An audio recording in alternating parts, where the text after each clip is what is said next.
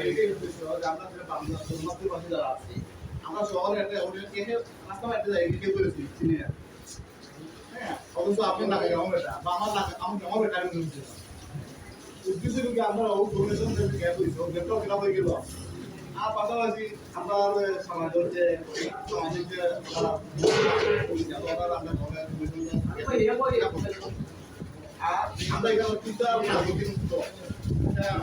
আমি আর কেসগুলো ব্যাপারে জমা করতে পারি কিন্তু বিনা ইহালে আমি জমা করতে আপনি বলছেন এটা আমরা কথা আমাদের কথা বলছি কথা বলতো অনেক কম কথা পাবো এটা একটু তার মানে মূল্য প্রবাদ করে বইটা তাদের